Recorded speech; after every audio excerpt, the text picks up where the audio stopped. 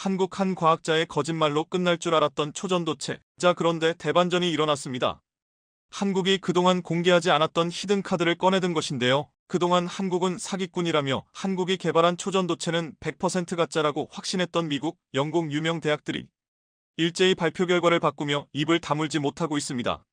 결국 우리가 상상도 못했던 나라에서 한국 초전도체에 대규모 투자라는 폭탄 발표를 하면서 전 세계가 발칵 뒤집혔고, 한국이 초전도체로 세상을 바꾸기 일보 직전에 있는 놀라운 상황이 만들어지려 하고 있는데요. 영화 아바타 속 거대한 산이 둥둥 떠 있습니다.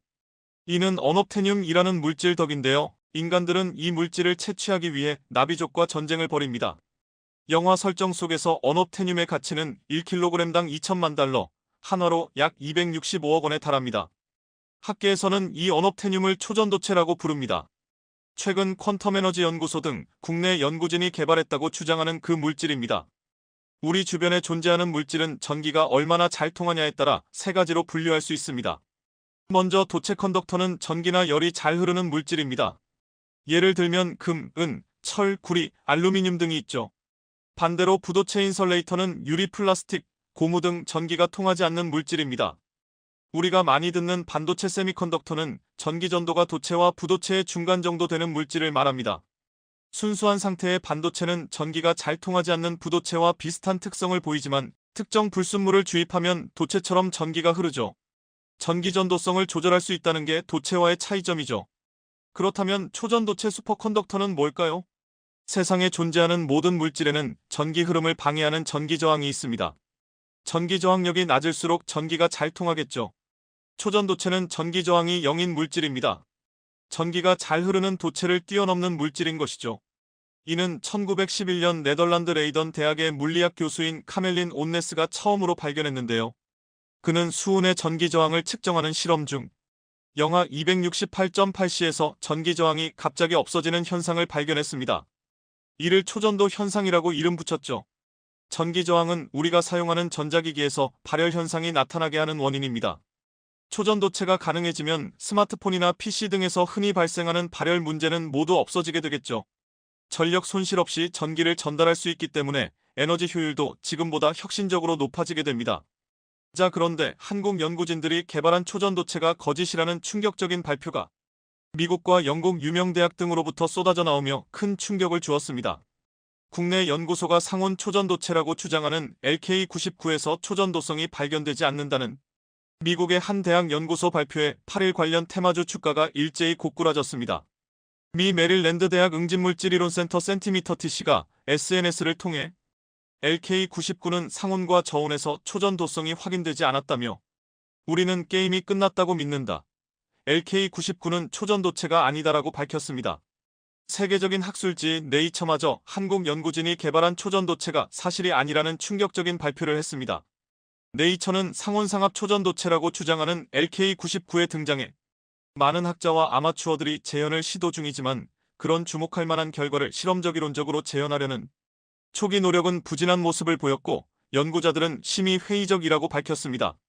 이어 어떤 연구도 이 물질이 초전도성을 지닌다는 직접적 증거를 제시하지 못했다며 한국 연구진은 견해를 밝혀달라는 네이처의 요청에 응답하지 않았다고 덧붙였습니다. 앞서 인도 국립물리연구소와 중국 베이항대 연구진은 LK99를 합성했지만 초전도성을 지녔다는 징후를 관찰하지 못했다고 밝혔습니다. 중국 난징의 국립동남대 연구진은 LK99 재현 실험을 진행한 결과 외부 자기장에 반발하는 마이스너 효과가 없었고 상온은 아니지만 일반적인 초전도체보다 높은 영하 163도에서 저항이 사라지는 것을 관찰했다고 말했습니다. 문제는 이들 기관이 LK99를 완전히 재현했다고 볼 수 있는지입니다. 인도 국립물리연구소와 중국 베이항대 연구진이 제조한 LK99는 X선 회절 분석 결과 한국 연구진의 LK99와 원자구조 패턴이 다를 가능성이 제기됐습니다. 중국 동남대 연구진의 LK99 영하 163도 저항상실 주장과 관련해서도 학계에선 제대로 된 연구였는지 의문이 큰 실정입니다. 이런 실험적 접근과 달리 이론적으로 LK99 검증을 시도한 연구도 있지만 어떠한 연구도 LK99가 상온상압 초전도체라는 증거를 찾아내지는 못했다고 네이처는 짚었습니다. 물질의 구조와 성질을 분석하는 데 쓰이는 밀도범 함수 이론 DFT 덴서티 펑크셔널 시리우로 LK99의 전자구조를 계산한 결과 강자성이나 초전도성을 지닌 다른 물질들에서 보이는 전기적 특성을 지녔을 가능성이 제기됐지만 LK99의 구조와 관련한 불확실성이 이론적 연구로 도출 가능한 결론을 제안하고 있다는 것입니다. 미국 프린스턴 대학 소속 고체화학자 레슬리 스쿱은 정확한 결정 구조를 알기 전까지는 어떤 DFT 결과도 믿을 수 없다고 말했습니다. 그는 LK99가 초전도체에서 종종 발견되는 플랫밴드 구조를 지녔다고 확인되더라도 그것이 상온 초전도체란 의미는 아니라고 강조했습니다. 자, 이렇게 그냥 흐지부지 끝나버릴 줄 알았던 한국발 초전도체. 자, 그런데 놀랍게도 한국은 이미 초전도체를 상용화시켜 실생활에 사용하기 시작했다는 놀라운 소식이 전해지면서 전 세계를 발칵 뒤집어 놓았습니다. 한국은 이미 지금으로부터 20년 전인 2004년에 고온 초전도체로 알려진 비스무스계 구리 산화물의 내부 구조에 대한 단서를 찾아낸 연구 결과가 네이처에 대대적으로 실리며 전 세계 과학자들을 깜짝 놀래켰습니다. 자, 그리고 놀랍게도 한국의 LS전선이 세계 최초로 초전도 케이블 상용화에 성공시키면서 또 한 번 전 세계를 발칵 뒤집어 놓았습니다. 그동안 꿈의 물질이라고만 여겨졌던 초전도를 한국은 실제 케이블에 적용시키면서 전기 손실을 10분의 1로 줄이는 기적을 만들어낸 것입니다. 한때 기술력이 30년 뒤처졌다는 평을 들었던 초전도 후발국 한국이 대반전을 만들어낸 것입니다. 일반 케이블과 한국의 초전도 케이블을 비교해보면 송전 용량이 5배 이상 뛰어나고 전력 손실은 압도적으로 적을 뿐 아니라 회선간 열도 발생하지 않고 외부 자개도 발생하지 않아 전자파 차폐율도 95% 이상이나 감소하게 됩니다. 초전도 케이블을 먼저 개발했던 해외 경쟁사 중 어떤 업체도 아직까지 상용화에 성공한 곳은 없습니다. LS전선이 가장 먼저 그리고 유일하게 상용화에 성공하면서 한국은 국제에너지기구와 EA 2019년 전력산업동향백서에 세계 최초로 초전도 케이블 상용화에 성공한 국가로 등재됐습니다. LS전선 관계자는 상용화 전까진 매출이 0원인데 10년이 넘는 세월 동안 투자만 한 것이라며 기업이 연구비만 쏟아붓는 게 쉽지 않은데 그만큼 기술 개발 의지가 컸다는 얘기라고 말했습니다. 한국이 이미 이렇게 초전도 상용화까지 성공시켰다는 소식이 일파만파 퍼지자 한국에 투자하겠다고 나선 국가들이 쏟아져 나왔습니다. 그동안 한국의 초전도체가 거짓말이라며 비난했던 미국과 영국마저 적극 투자하겠다고 나서기 시작했습니다. 초전도 기술이 확장되면 자기부상열차, 초전도추진 선박 등 차세대 수송 시스템은 물론 핵융합 발전 기술의 토카막, 양자 컴퓨터 등 산업적으로 응용 분야가 무궁무진하기 때문입니다. 인도 국립물리연구소 NPL 연구진도 퀀텀에너지 연구소가 개발한 상온상압 초전도체 LK99에 대해 회망적인 관측을 내놨습니다. 11일 비르팔 싱하와나 인도 국립물리연구소 연구원은 페이스북을 통해 LK99를 재현한 시료 분석 영상을 공개하고 양자 고정처럼 보이는 현상을 확인했다며 퀀텀에너지로부터 받은 시료는 아니지만 한국 팀과 메일을 주고받으며 물질을 합성한 뒤 실험했다고 말했습니다. 국내 연구진이 개발한 신물질 LK99에 대해 바늘 같은 미세 결정립을 가진 상온 초전도체라는 분석이 나온 가운데 LK99 논문 저자가 맞는 해석이라고 밝혔습니다. 핀테크 스타트업 보나사피엔스의 김인기 대표는 최근 SNS에 LK99는 상온 초전도체도 맞고 새로운 강자성체도 맞다. 구리가 결정의 어느 납의 위치에 들어갔느냐로 결정의 종류가 달라진다는 글을 올리고 원저자들은 원래 생각보다 더 대단한 걸 발견했다고 했습니다. 김 대표는 물리학 박사 출신 기업가로 인하대에서 물리학 학석 박사 학위를 따고 포스텍 박사 후 연구원 연구부 교수, 연세대 연구교수 등을 지내다 보나사피엔스를 창업했습니다.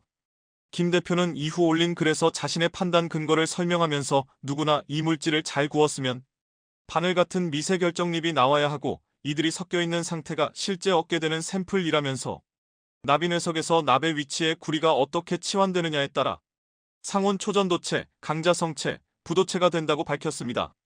이에 대해 LK99 논문 저자 중 한 명인 김현탁 미국 윌리엄 앤드 메리대 교수는 이게 맞는 해석이다. 논문에서도 1차원이라고 했다고 밝혔습니다. 김 교수는 디지털타임스와의 비대면 인터뷰에서 이 해석대로 LK99에는 초전도상 다이어매그니티점 반자성과 초전도가 아닌 다른 상이 섞여 있다고 말했습니다.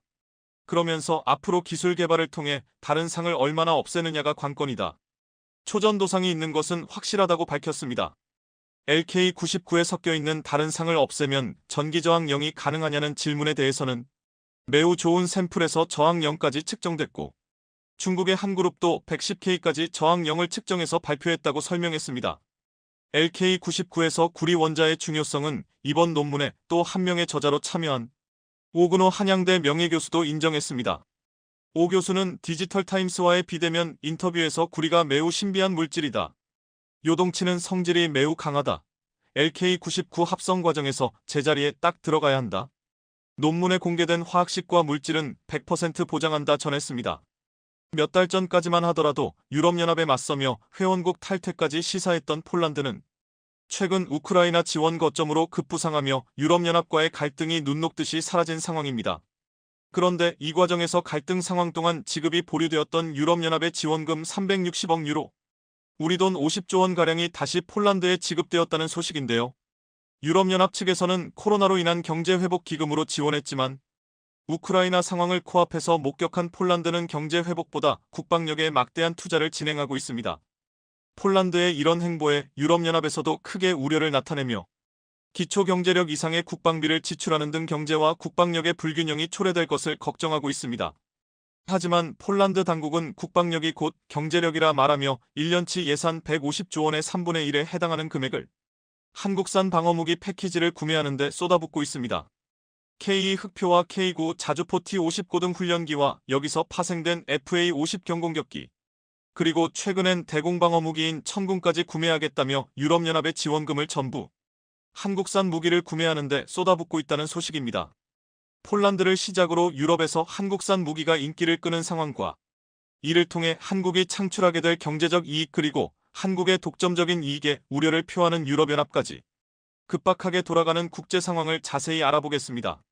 지난해 10월 폴란드의 헌법재판소는 유럽연합의 법보다 자국 헌법이 우선한다는 판결을 내렸고 이에 반발한 유럽연합 집행위원회는 자국법을 우선시한 판결을 내린 폴란드에게 발전 지원금 보류와 매일 20억 원에 해당하는 벌금 등 강력한 조치를 내렸습니다. 폴란드의 마테우시 총리는 유럽연합이 자국을 이런 식으로 대한다면 폴렉시트, 즉 폴란드의 유럽 회원국 탈퇴까지 불사하겠다며 강경한 대응을 예고했습니다. 하지만 유럽연합 집행위원회도 기싸움에서 밀리지 않으며 강대강 대치 국면으로 치닫는 결과가 나왔습니다. 유럽사법재판소에 폴란드 정부를 제소하였고 국가발전기금 명목으로 지급하기로 예정된 50조 원의 보조금을 지급 정지시켰습니다. 거기에 더해 유럽연합 회원국으로서의 투표 자격을 박탈시키는 걸 검토하는 등 유럽의 단일 대우에서 벗어난 폴란드를 강력하게 제재하기 시작했습니다. 폴란드와 유럽의 사이가 안 좋아진 이유가 있습니다. 폴란드를 비롯한 동유럽 국가들은 유럽연합 체제에서 가장 많은 이익을 보는 곳은 독일과 프랑스를 비롯한 서유럽의 선진국들이라며 낙후되고 소외된 동유럽의 국가들은 똑같이 선진적인 유럽연합으로 묶여서 개발도상국 혜택을 받지 못하고 있다는 현실입니다.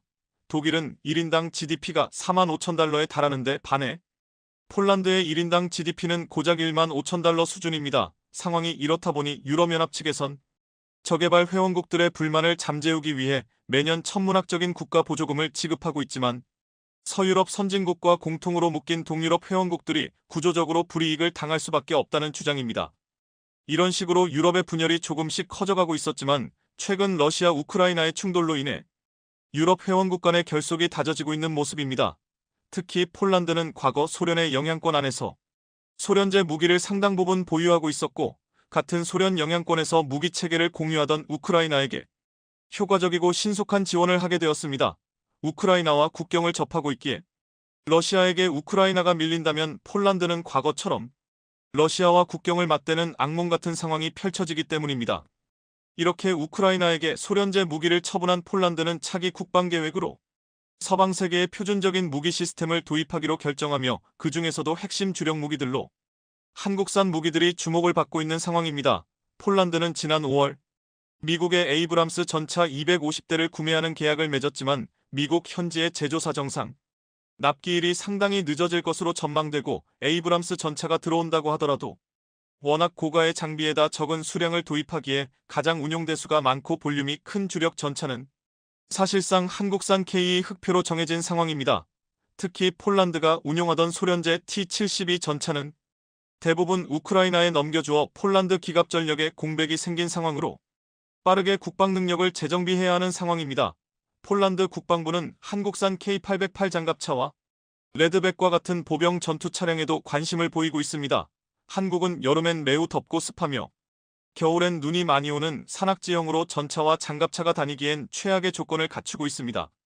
그렇기에 한국에서 개발한 장갑차는 최악의 조건에서도 훌륭한 기동 능력을 내기 때문에 폴란드 환경에서 작동하는 것은 식은 죽 먹기라는 뜻입니다.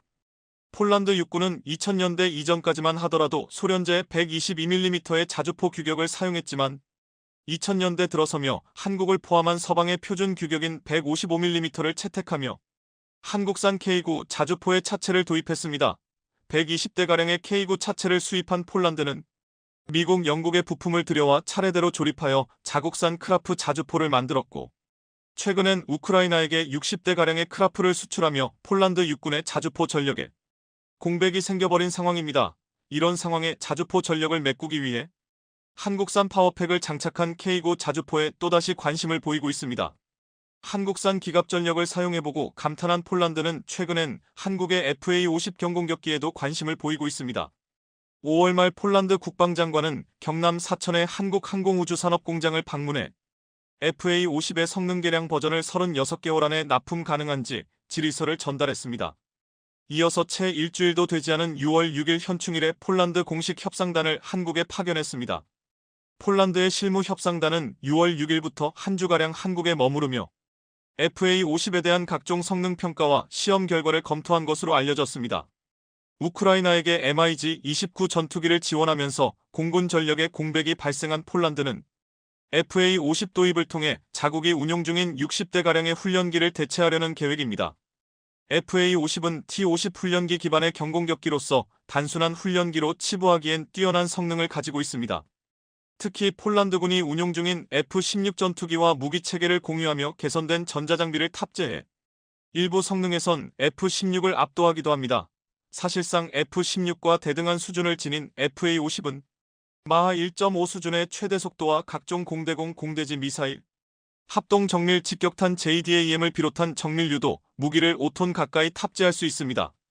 매우 저렴하고 정비성과 유지비가 좋으면서 파일럿을 양성하기 위한 훈련기 역할도 하고 준수한 레이더와 미사일을 장착해 F-16 수준의 전투기량을 가지고 있는 FA-50 이외에 다른 선택지가 없는 것도 사실입니다. 최근 미국으로부터 32대의 F-35 스텔스 전투기를 도입한 폴란드지만 여전히 다목적 주력 전투기는 F-16과 같은 4세대 전투기들이 하게 될 예정입니다. F-35는 강력한 스텔스 성능과 압도적인 위력을 가지고 있지만 워낙 비싼 것은 기본이고 유지 관리 비용도 천문학적입니다. 우리나라를 포함한 대다수의 F-35 도입국들은 F-35를 통해 제공권을 장악하고 특수시설을 빠르게 무력화한 뒤 F-16을 비롯한 주력 기체들로 타격합니다. F-35와 같은 전략 자산들은 활동 범위가 제한되며 특수 목적을 위주로 작전을 수행하게 됩니다. 한국의 경우도 F-35를 도입했음에도 불구하고 아직도 60년 된 F-5 전투기를 100대 넘게 운용하고 있습니다. 매우 노후했지만 F-5 전투기의 목적은 F-35와 같은 최신형 전투기들이 제공권을 장악하고 나면 목표 시설을 타격하는 임무를 수행하기 때문에 60년 이나 된 기체이지만 공군에겐 반드시 필요한 자산입니다. 물론 2030년대까지 KF-21이 도입되면서 F-5는 순차적으로 퇴역할 것으로 예정되어 있습니다. 이렇게 한국 방위산업계의 폴란드 수출 규모가 사상 최대 규모로 급증하는 가운데 폴란드에선 한국의 지대공 방공 시스템인 천궁에도 큰 관심을 보이고 있습니다. 지난주 방한해 FA-50을 둘러본 폴란드 협상단은 천궁에도 관심을 보이면서 LIGNX1의 생산 공장에도 방문한 것으로 확인됐습니다. 폴란드 국방부는 미국산 패트리어트 미사일을 200기가량 도입하려고 했지만 현지 생산난으로 인해 수년째 실전 배치가 안 되고 있습니다. 그만큼 폴란드의 대공방어 시스템은 공백이 생겼으며 신속하게 대공방어 능력을 확보할 수 있는 시스템이 필요한 상황입니다. 과거 소련에서 넘겨받은 S-300 방공 시스템을 운용 중이지만 워낙 오래된 시스템이다 보니 최신식의 탄도 미사일이나 크루즈 미사일 등을 제대로 포착하지 못하는 것으로 알려졌습니다. 이에 폴란드는 남은 S-300 방공포대를 우크라이나에게 지원하며 구소련 무기를 재고 처리한 것으로 보이는데요. 미국 역시 우크라이나에게 패트리어트 방공 시스템을 지원해주어 폴란드가 받게 될 패트리어트 시스템은 더욱 늦어질 전망입니다. 이에 한국의 천궁을 더욱더 관심있게 보고 있습니다. 얼마 전 아랍에미리트에 4조 원 규모의 천궁을 수출하며 국제적으로 확실한 눈도장을 찍은 천궁이기에 폴란드가 더욱 탐낼 만한 상황입니다. 그런데 일부 폴란드의 경제 상황을 지켜본 많은 사람들은 한국의 방산 패키지를 구매할 능력이 되는지 유심히 지켜보고 있습니다. 폴란드의 1년 국가 예산은 150조 원가량이며 이 중에서 국방 예산은 12조 원 수준입니다. 그런데 최근 구매하겠다는 의사를 밝힌 한국산 무기들의 규모만 15조 원가량 추산되어 폴란드의 1년치 국방 예산보다 많은 상황입니다. 따라서 폴란드는 한국산 무기 구매를 하겠다며 한국에게 저금리로 대출을 요구하거나 다른 조건을 요구할 가능성이 높아진 상황입니다. 한국의 방위산업 패키지가 국제사회에서 검증받고 수출이 활성화되는 건 좋은 일이지만 그만큼 확실한 대가를 받고 수출해야 합니다.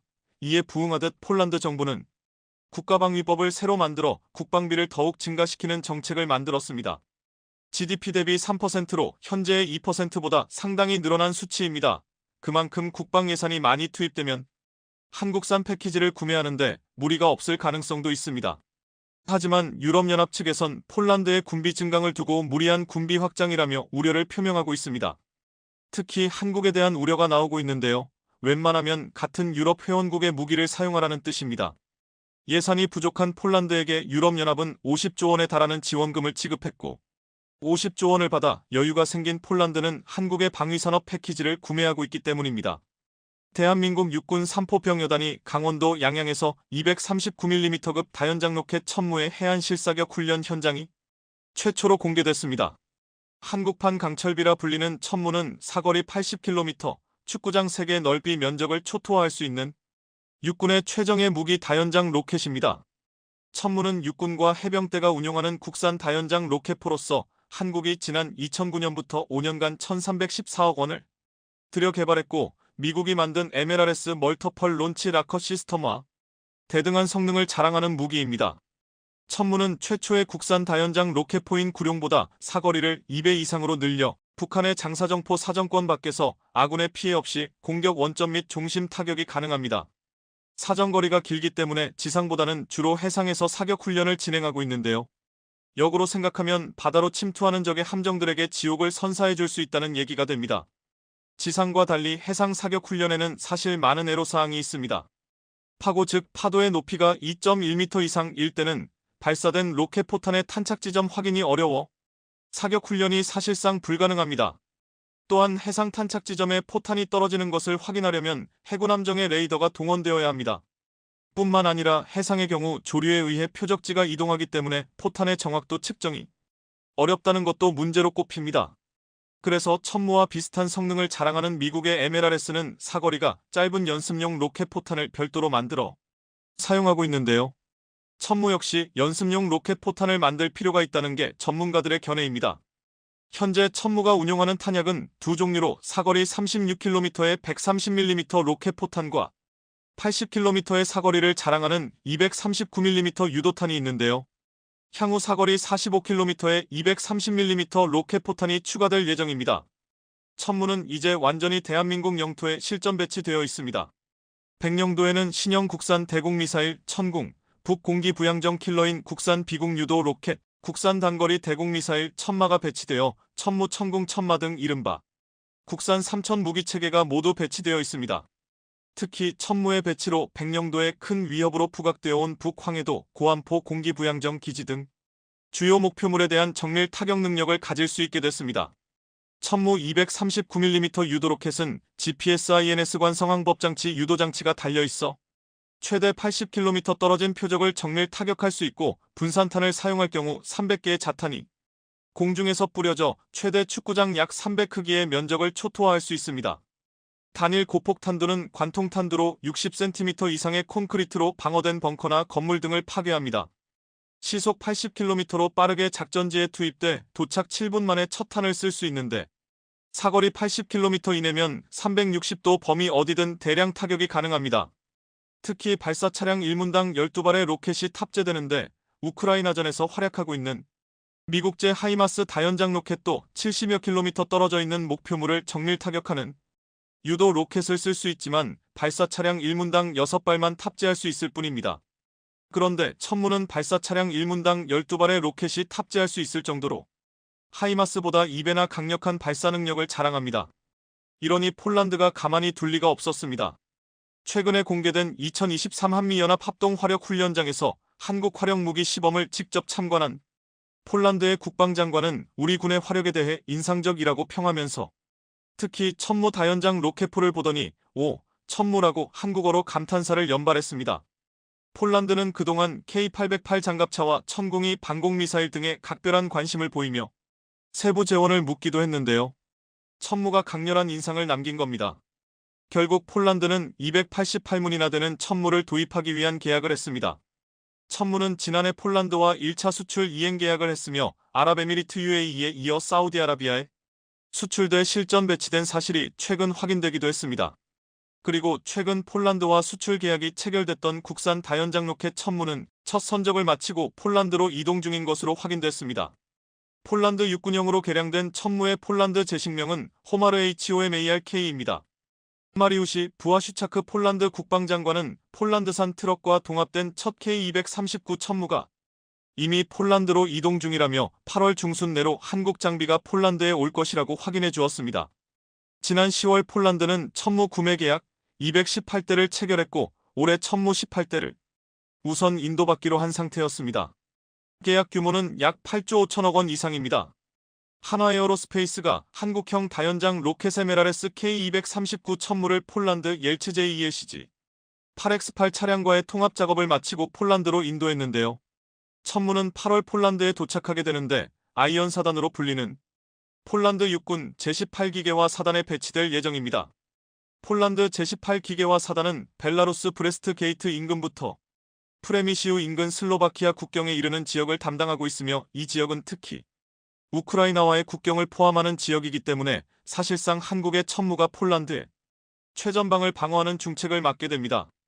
현재 한국과 폴란드 양국 방산업체들은 2차 계약 협상을 진행 중입니다.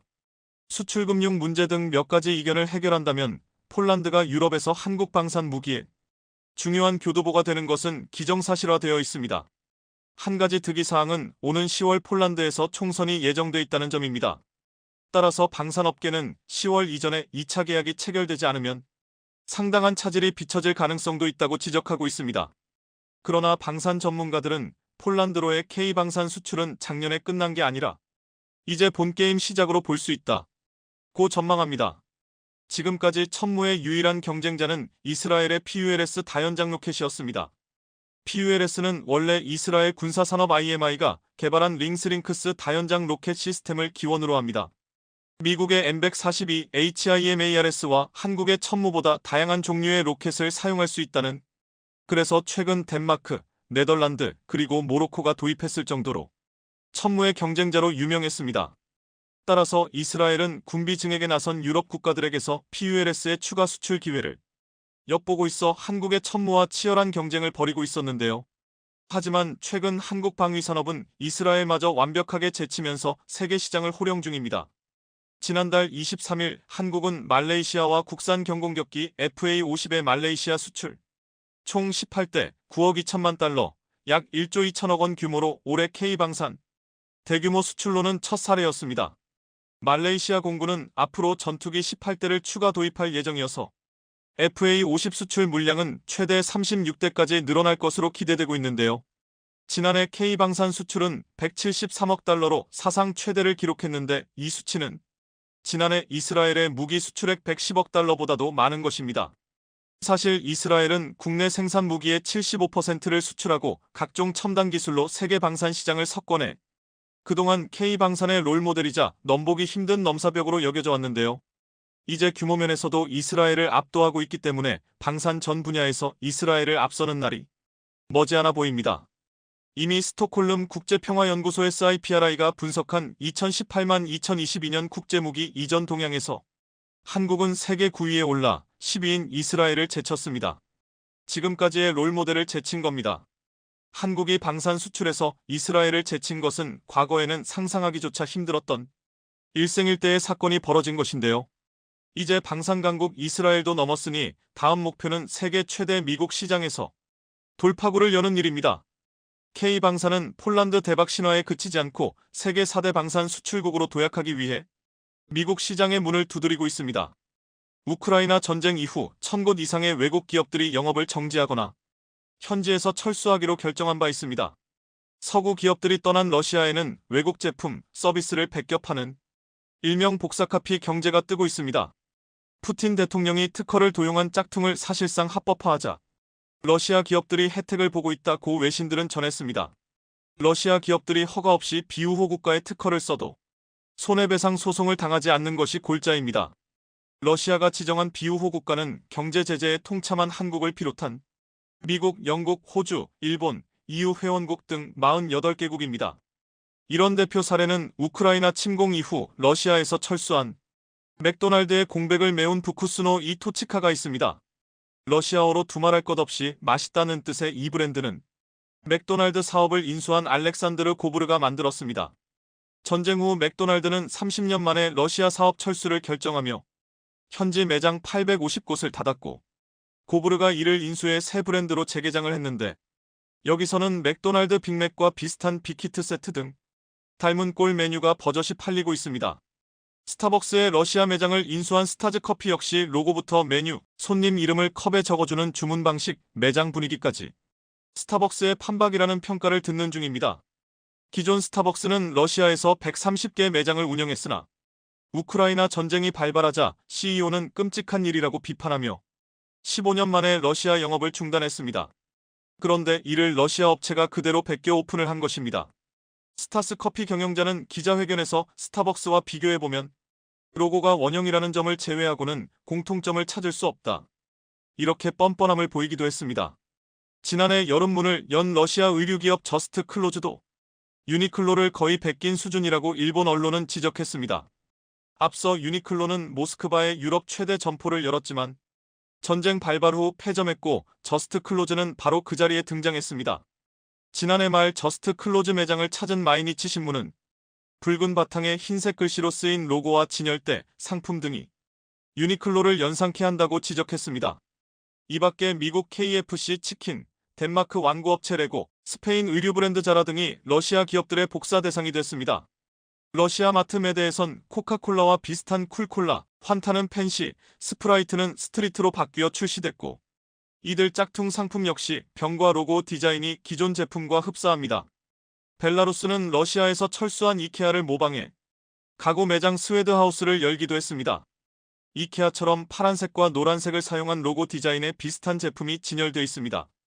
한국지식재산연구원에 따르면 한국 국민이 보유한 특허와 상표권 4,800건도 무단 도용될 위기에 놓여 있다는 분석을 했습니다. 런던의 한 대학 교수는 이 법은 사유재산을 몰수하는 것과 유사하다면서 서구 기업의 지식재산권 IP를 러시아가 무단으로 쓰게 된다면 전쟁이 끝나도 사업을 재개하기가 매우 어려울 것이라 말했습니다.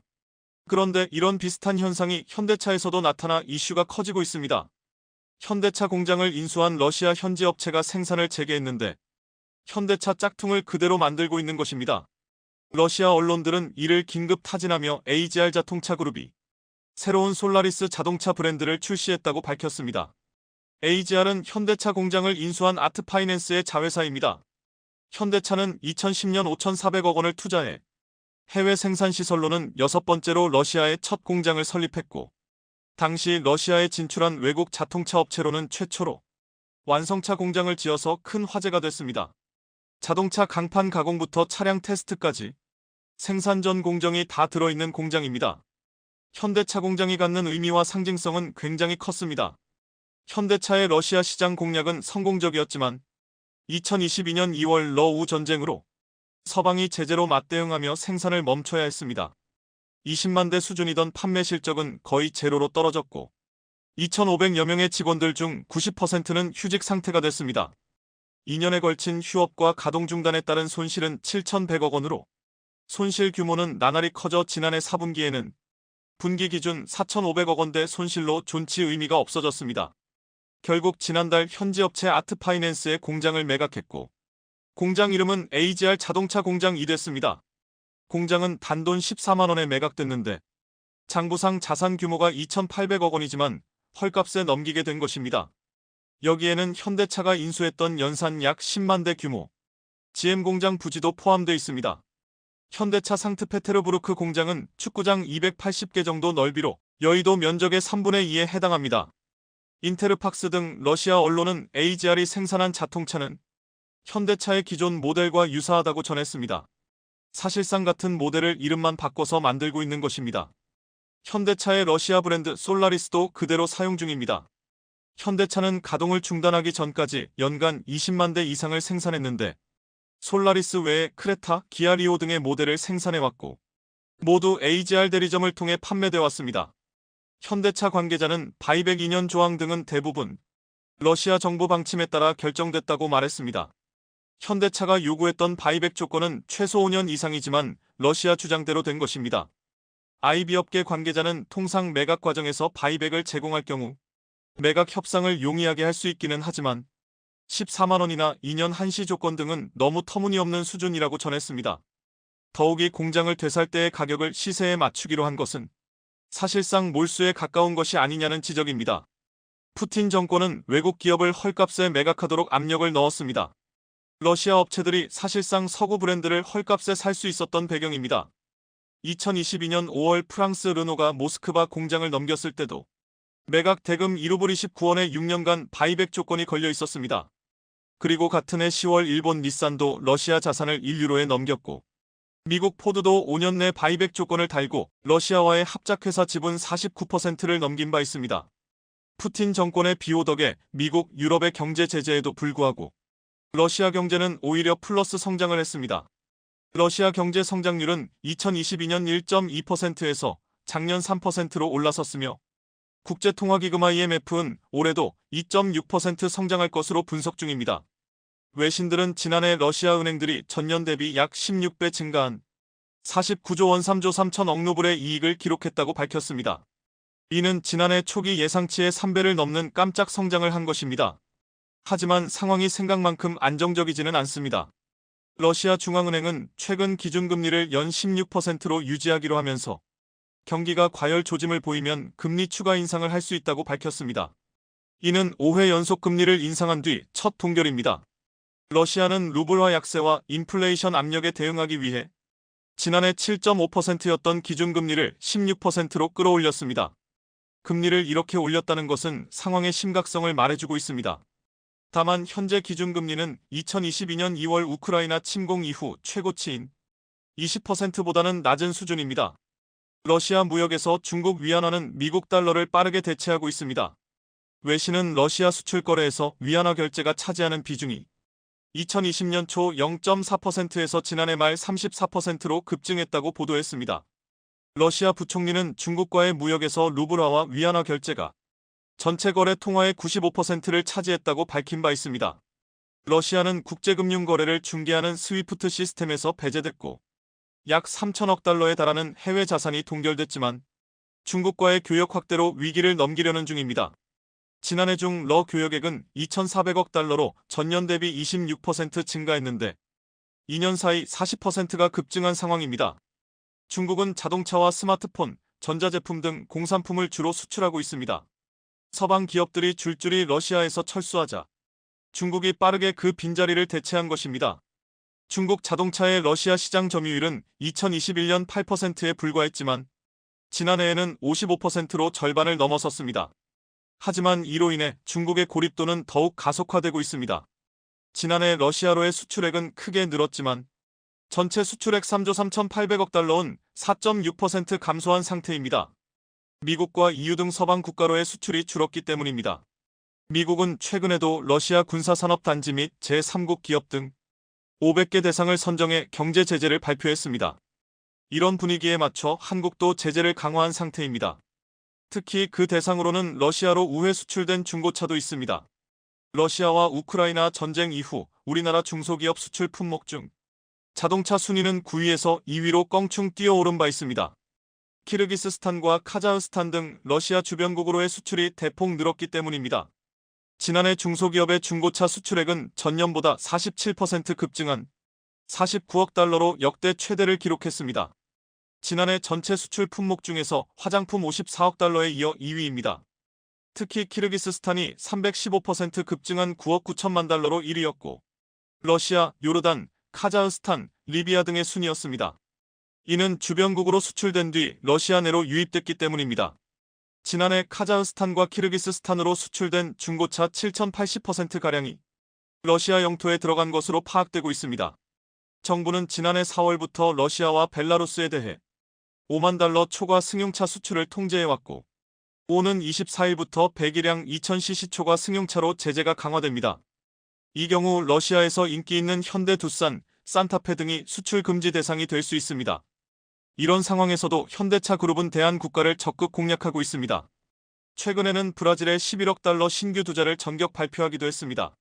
러시아와 중국 시장의 빈자리를 남미를 비롯해 인도, 동남아, 중앙아시아 등 신흥국에서 메우면서 가속도를 내겠다는 전략입니다. 현대차는 2022년 브라질에서 18만 7천 대의 차량을 판매해 12%에 육박하는 점유율로 4위를 했습니다. 브라질은 지난해 12월 탈탄소에 투자하는 자동차 제조업체에게 약 5조 원 규모 감세와 보조금 혜택을 부여하는 정책을 발표했고, 현대차는 이곳에서 수소와 친환경 등 미래 모빌리티 분야까지 영향력을 확대하겠다는 구상입니다. 그리고 인도에서도 향후 10년간 5조 원이 넘는 금액을 투자하기로 했습니다. 지난해 인도 현지에서 현대차 그룹 생산량은 모두 108만 5천여 대로 역대 최다를 기록했습니다. 즉 러시아와 중국에서의 판매량 부진은 인도와 브라질로 대체하겠다는 전략입니다. 한국 기업들은 어떠한 위기가 와도 극복할 수 있는 능력을 만들어 놓길 바랍니다. 한 1950년대 후반부터 1990년대 초반까지 전 세계 조선업을 휘어잡은 주인공은 일본입니다. 80년대에는 전 세계 바다를 떠다니는 배 중 절반을 일본이 건조하던 시절도 있었죠. 그런데 최근 1년 동안 일본 조선업의 위상이 바닥으로 내팽개쳐지는 초대형 사고가 몇 건 터졌습니다. 이는 단순히 누구나 칠 수 있는 사고가 아니라 평생 한 번 있을까 말까한 대형 사고였기 때문에 설계도 제대로 하지 못한다는 오명까지 쓰게 만들었습니다. 어떤 사고들이 있었던 걸까요? 갑작스레 불어난 황토물이 세차게 휘몰아치며 인간이 애써 다져놓은 모든 것들을 쓸어버립니다. 그리고 불과 몇 시간 만에 마을 하나가 전부 쓸려버리죠. 물이 세상을 집어삼키는 모습은 언제 봐도 위협적이고 공포스럽습니다. 사상 최악의 폭염을 겪고 있는 캘리포니아에서는 결국 숲을 폐쇄하기로 결정하기도 했습니다. 플로마스 궁유림에서 시작된 산불은 현재까지 3천만 평이 넘는 숲을 파괴시키면서 네바다주 인근으로 번지고 있는 상황인데요. 모든 것을 잿더미로 만들어버리는 산불은 최근 수십 년간 지구는 급격한 기후변화로 몸살을 앓고 있습니다. 폭염과 폭우는 일상에 가깝고 모래폭풍과 같은 자연의 공습이 세계 곳곳에서 일어나고 있죠. 지난 2021년 7월 25일 중국 서부 간수성에서는 순식간에 모래폭풍이 불어닥쳐 도시 전체를 뒤덮어버렸습니다. 거대한 재앙이 닥치기라도 하듯이 갑작스레 세력을 불린 모래폭풍은 눈 깜짝할 사이에 고속도로를 포함한 도시 전부를 뒤덮어버립니다. 당시 대낮이었음에도 가시거리가 불과 5m에 불과해 영화에서나 보던 공포가 현실로 다가왔는데요. 폭염, 홍수, 태풍, 가뭄, 지진 등은 자연재난입니다. 감염병 사태, 붕괴 사고, 침몰 사고와 같은 인간의 부주의나 고의로 발생한 재난은 사회재난으로 분류하죠. 그런데 문제는 이런 유형의 구분이 이제 더 이상 무의미해지고 있다는 점입니다. 왜냐하면 인간의 부주의로 일어나는 사회재난이 자연재난에 가까운 피해를 남기기 때문입니다. 그런데 인간의 부주의로 일으킨 재앙은 되돌릴 수 없는 상처를 남깁니다. 그것이 금전적이든 환경적이든 말이죠. 최근 1년 새 일본은 자연재난에 가까운 사회재난을 일으키면서 국제사회의 민폐국이 돼버렸는데요. 사고 하나가 수습될 쯤이면 다른 사고를 연이어 터뜨린 일본에게 무슨 일이 있었던 것일까요? 최근 일어난 사건은 아니지만 일본의 조선업이 진짜로 망했구나라는 사실을 확인시켜준 일이 있었습니다. 지난 2013년 6월 17일 예멘으로부터 370km 떨어진 바다 한가운데서 싱가포르에서 사우디아라비아로 향하던 8000TEU급 MOL 컴포트호를 운행하던 선장은 무언가 잘못됐다는 사실을 직감하죠. 아니나 다를까 컨테이너 4382개를 실은 8000TEU급 대형 선박의 정중앙이 쩍하고 갈라지더니 순식간에 컨테이너가 전부 바다로 떨어져 내렸습니다. 긴급히 사고 소식을 알렸기 때문에 선원들은 독일 컨테이너선의 도움으로 목숨을 건졌지만 선박과 화물은 그렇지 못했습니다. 빠르게 예인선 사대를 투입시켜 절반을 구했으나 나머지 절반을 구하기 위해 도착했을 때는 이미 시간이 너무 늦어버렸죠. 서서히 침몰하더니 결국 컨테이너도 선박도 구하지 못했는데요. 그런데 이 선박은 미쓰이 선사가 운영하던 컨테이너선으로 제작은 미쓰비시 중공업이 맡았습니다. 한때 일본에서 가장 선박을 잘 만든다던 이 미쓰비시 중공업이 선박을 절반으로 쪼개버리는 전무후무한 사고를 친 것이죠. 근데 더 큰 문제가 터지고 말았습니다. 지난 2007년 나폴리오 사고 후 국제해사기구 IMO는 성급 검사를 상당히 강화시켰는데요. 이에 미쓰비시가 함께 건조한 자매 선박 6척을 수배해 전수조사한 결과 전부 같은 문제를 안고 있다는 점이 드러났습니다. 6대 중 5대에서 선체하단 중앙부가 전부 손상되고 있다는 점이 발견된 겁니다. 만약 이 온해가 그대로 운행했더라면 온해 선무 같은 분봉에 서할 뻔했는데요. 결국 2호대 선박들은 전부 운항 충지 후 선체 보강을 실시해야 했죠. 그런데 이 사고는 한국 조선업계에게 호재가 됐습니다. 이미 세계에서 가장 선박을 잘 만드는 국가로 유명세를 떨치고 있었지만 그나마 예전의 영광을 기억하는 발주업체들은 그러나 이렇게 일어나서는 안 될 선박이 쪼개지는 사고가 발생하면서 그들까지도 한국 업체를 찾기 시작했습니다. 이렇게 발주량 감소에 따른 엔지니어의 노령화, 그리고 정부 투자의 감소가 지속적으로 이어지면서 이제 선박 건조 분야는 꿈도 꾸지 못하는 상황이 됐죠. 그런데 불과 7년이 지난 2020년, 2021년 1년 동안 일본 조선업체들이 연달아 초대형 사고를 터뜨렸습니다. 초대형 사고의 시발점은 모리셔스에서 일어났습니다. 미쓰이 상선이 보유한 벌크선 와카시오호는 중국에서 싱가포르를 경유한 후 브라질로 향하고 있었습니다. 그런데 모리셔스를 지나가던 중 산호초 바다에서 좌초되는 사고가 터집니다.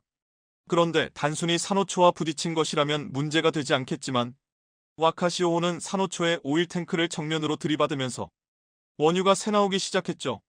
보통 선박이 해상에서 좌초되면 옴짝달짝도 할 수 없는 상황이 벌어지는데 오일 탱크가 부서진 상태로 옴짝달짝 못하게 됐으니 기름이 그대로 바다로 흘러내렸습니다.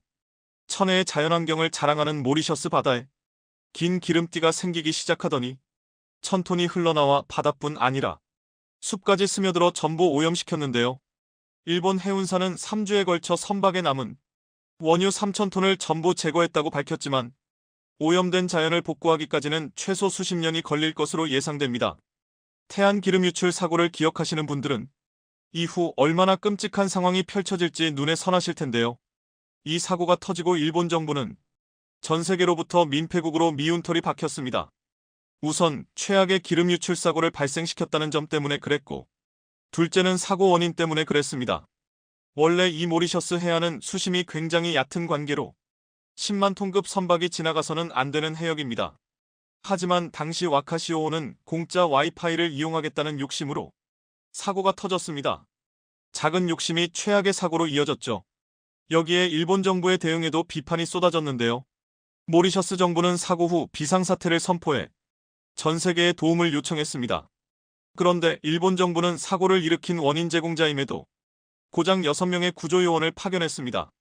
프랑스는 해군함정과 군용기까지 동원했고 수천 명의 봉사자를 투입시켰음에도 일본은 고작 6명을 파견했다는 사실이 염치가 너무 없었던 것이죠. 결국 사고 발생 후 3주가 지나고 선박은 2013년 사고 때처럼 또 두동강이 나버렸습니다. 도대체 일본 왜 이래? 라는 비난이 쏟아지기 충분한 상황이었습니다. 어쨌든 이런 초대형 기름 유출 사고가 터지고 난 후 모리셔스 정부는 화물선 소유주인 일본 쇼센미쓰이에게 어업 지원비 360억 원을 요구했습니다. 그런데 일본이 만든 선박에 컨테이너를 맡긴 화주들은 꽤 겁이 날 것 같습니다. 불과 3달 뒤 또 컨테이너 분실 사고가 발생했으니까요. OECD에 따르면 오늘날 전 세계 무역의 90%는 바다를 통해 운송됩니다. 약 9만 척 이상의 화물선이 매일같이 바다를 항해하는데 이들이 나르는 컨테이너가 무려 4천만 개에 이르죠.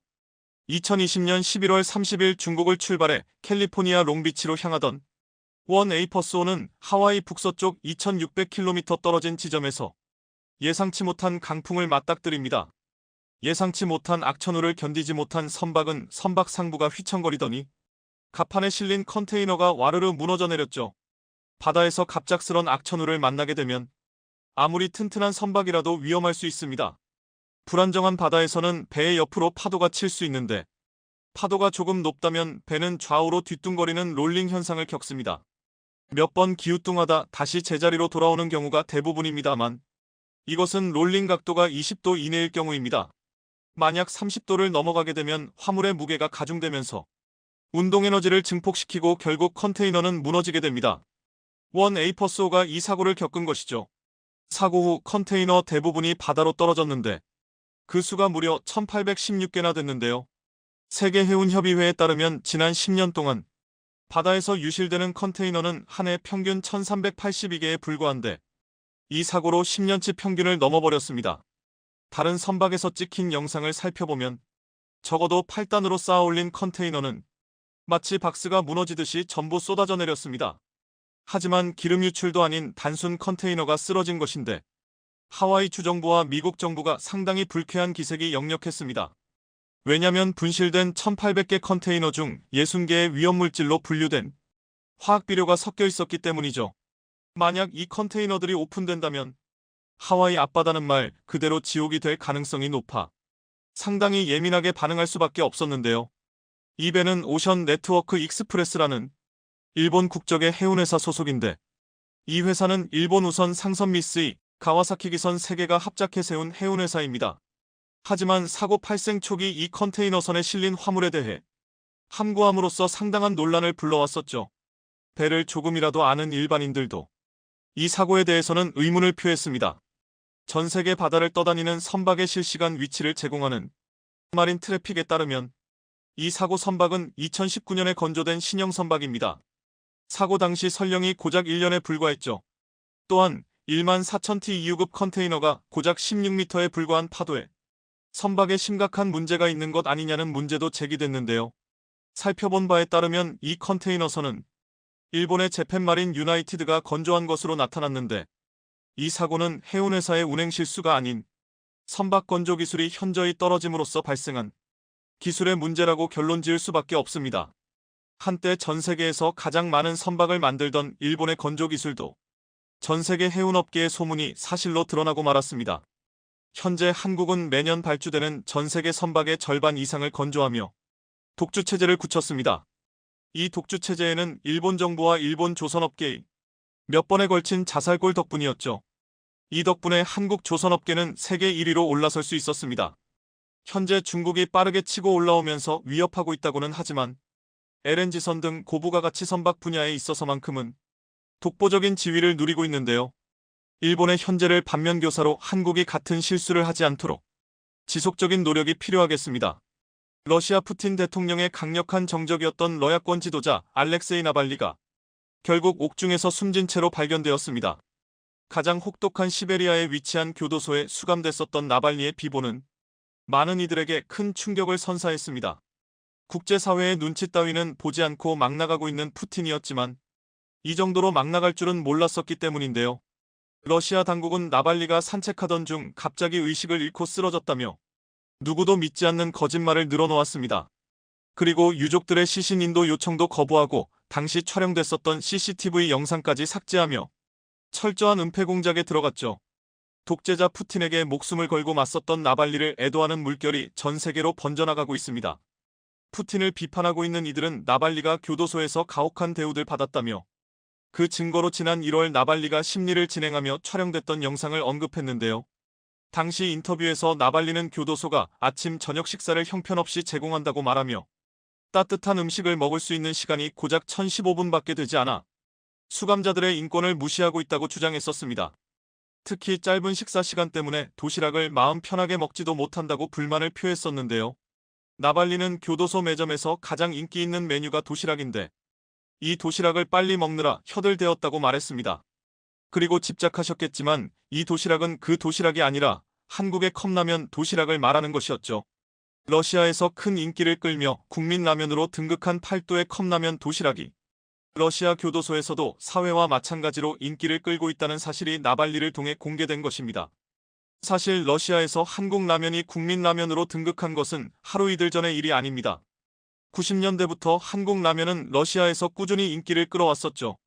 1990년 부산항에 들어온 러시아 선원들이 팔도 도시락을 대량으로 사가면서 러시아에 처음 발을 내딛었고 도시락의 유명세는 점차 러시아 전역으로 퍼지며 어느새 도시락은 한국의 가장 대표적인 대로 수출 품목이 되었습니다. 도시락이 러시아에서 선풍적인 인기를 끌게 된 가장 큰 이유는 컵라면 용기가 사각형이었다는 점인데요. 광활한 국토를 기차를 통해 이동하는 일이 많은 러시아인들은 원형으로 된 기존 컵라면을 먹는데 많은 불편함을 느껴야 했습니다. 노선이 고르지 않아 흔들림이 잦은 러시아 기차에서 기존 컵라면을 먹다가 엎어지는 일이 비일비재했기 때문이죠. 반면 밑바닥이 넓고 사각형의 형태를 띤 도시락은 흔들리는 배나 진동이 심한 러시아 기차에서도 쉽게 엎어지지 않았기 때문에 러시아인들의 마음을 사로잡을 수 있었습니다. 게다가 칼칼한 맛이 러시아 전통 수프와 유사한 점까지 더해져 러시아의 대표 라면으로 자리 잡을 수 있었습니다. 한국에서 반창고를 데일밴드라고 부르는 것처럼 현재 러시아에서 도시락은 컵라면의 대명사가 되어버렸습니다.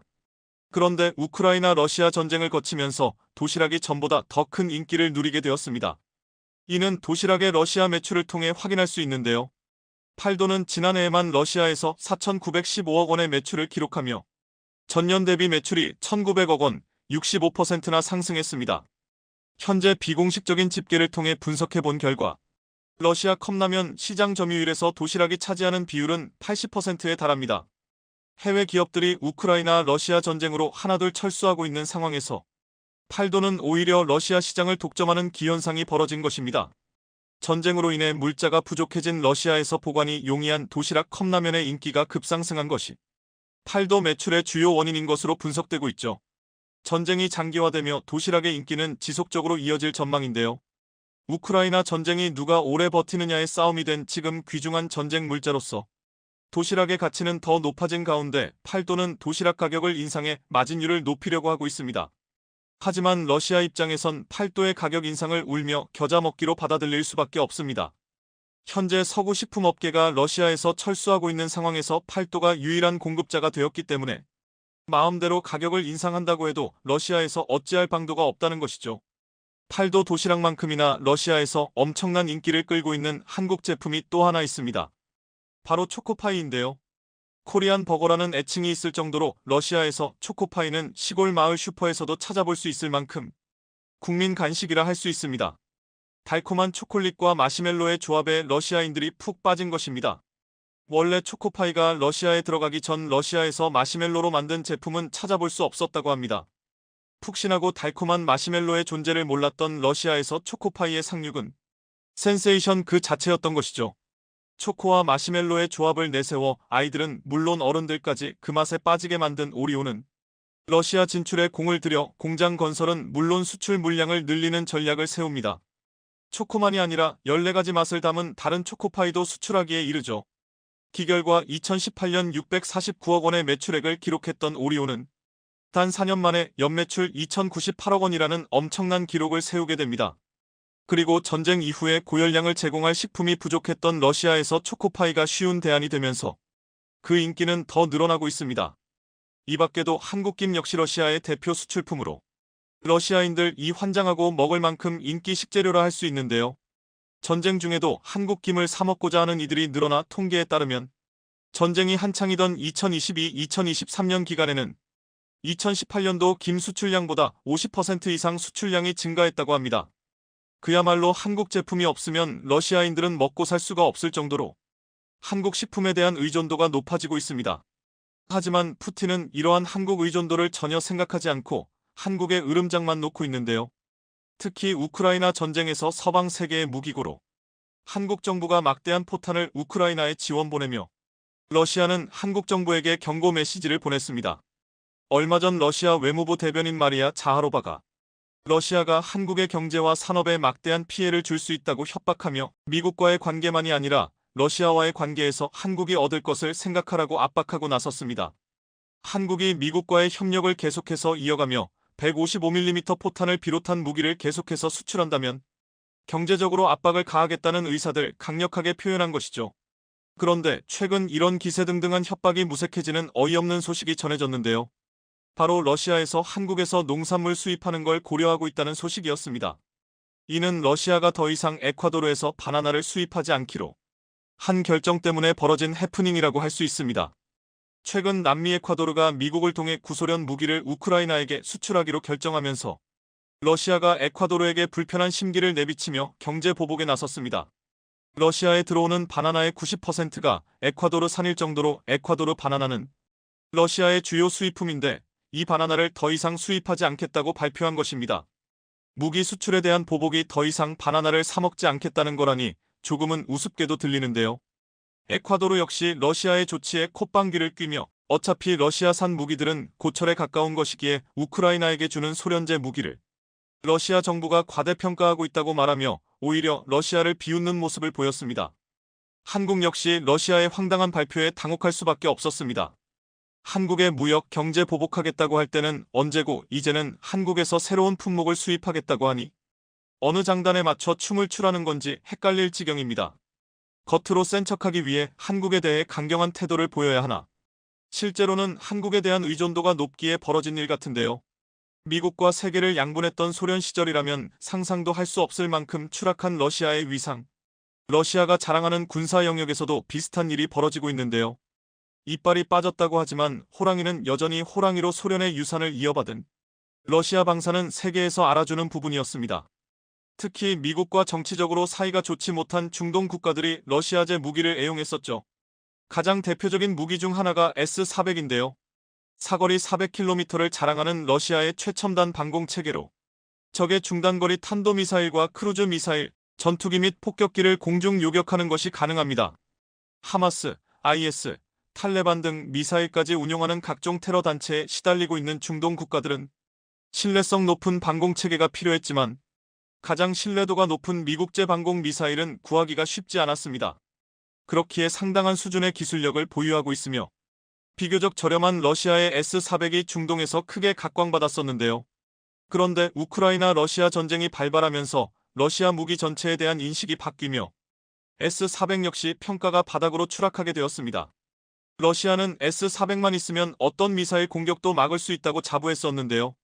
막상 우크라이나군을 상대로 실전에 돌입하자 S-400의 요격 실패 사례가 만천하에 공개되며 S-400을 최우선 협상 대상자로 생각하던 중동 국가들이 다른 미사일을 찾게 됩니다. 그 가운데 한국이 중동 국가들의 눈에 들어온 것인데요. 불곰 사업으로 소련의 군사기술을 흡수하고 더욱 발전시키기 위해 독자적인 개발을 이어온 대한민국은 천궁이라는 국산 지대공 미사일을 중동 국가에 선보이며 사우디는 물론 UAE에 관심을 끌게 됩니다. 그 결과 아랍에미리트 사우디 두 국가에 천궁이 방공체계를 수출하는 데 성공할 수 있었습니다. 최근 빈살만 국방장관과의 회담을 통해 한국과 사우디가 체결한 천궁이 10개 포대 수출 계약이 공개되며 최소 4조 원에서 10조 원 규모의 대규모 방산 계약이 이루어진 것입니다. 이 소식을 들은 러시아는 뒤통수들 맞은 기분이었는데요. 자신들이 기술을 가르쳐주기도 했고 한 수 뒤처진 국가라고 생각했던 한국이 러시아들 물리치고 중동 무기 시장을 차지해버렸기 때문이죠. 푸틴 입장에서는 원통할 수밖에 없는 상황. 만약 전쟁이 일어나지 않았고 러시아가 중동 국가를 상대로 계속해서 로비를 했다면 사우디, UAE 무기 수출의 주인공은 대한민국이 아닌 러시아였기 때문이었죠. 그러나 현실은 한국의 손을 들어주었습니다. 소련 시절을 잊지 못하고 한국에 갑질을 하려던 러시아가 식품에 이어 방산까지 2번이나 한국의 물을 먹으며 비참해진 현실을 깨닫고 있습니다. 국제 평화를 파탄내고 러시아를 내리막길로 몰고 가더니 이제는 한국에 되지도 않는 협박까지 일삼고 있는 독재자 푸틴이 결국엔 응분의 대가를 치르게 될 거라고 믿어 의심치 않습니다.